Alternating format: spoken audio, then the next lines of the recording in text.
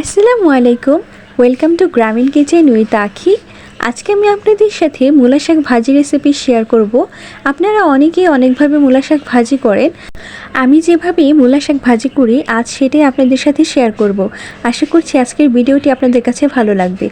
মূলা শাক ভাজি করার জন্য এখানে আমি 2 আটি মূলা শাক নিয়েছি। শাকগুলো ভালোভাবে ধুয়ে নিয়েছি। এখন শাকগুলি কুচি কুচি করে কেটে নেব।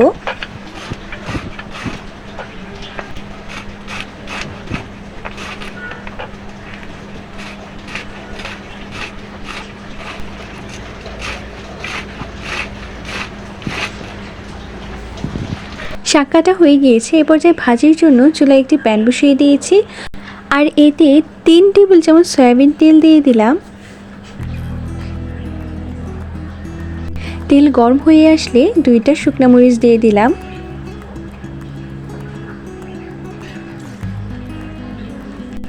একটি রসুন কুচি দিয়ে দিলাম।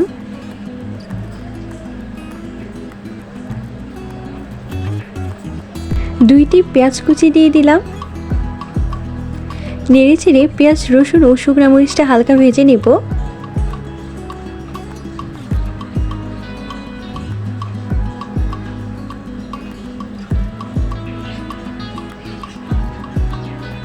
পেঁয়াজ রসুন হালকা ভাজা হয়ে এসেছে। এ পর্যায়ে 3 থেকে 4টা কাঁচামরিচের ফালি দিয়ে দিলাম। নেড়ে চেড়ে কাঁচামরিচটাও হালকা ভেজে নেব। পেঁয়াজ মরিচ ভাজা হয়ে এসেছে। এই পর্যায়ে কেটে রাখা মূলা শাকগুলো দিয়ে দিলাম।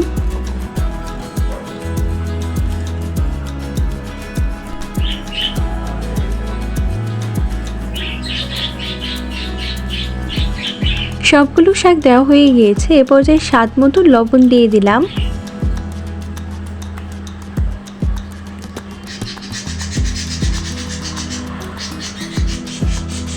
লবণ দেওয়া হয়ে গেলে ঢাকনা দিয়ে ঢেকে 3 মিনিটের মতো রান্না করে নেব। ফিরে এলাম 3 মিনিট পর। শাকগুলো কমে প্রায় অর্ধেক হয়ে গিয়েছে। এ পর্যায়ে শাকগুলো ভালোভাবে নেড়ে চেড়ে দিতে হবে।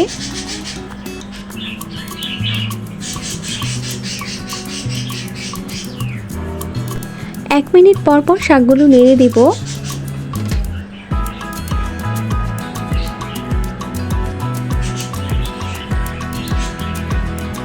শাকে থাকা সম্পূর্ণ পানি শুকিয়ে যাওয়া পর্যন্ত শাকগুলো নেড়ে চেড়ে ভেজে নিতে হবে।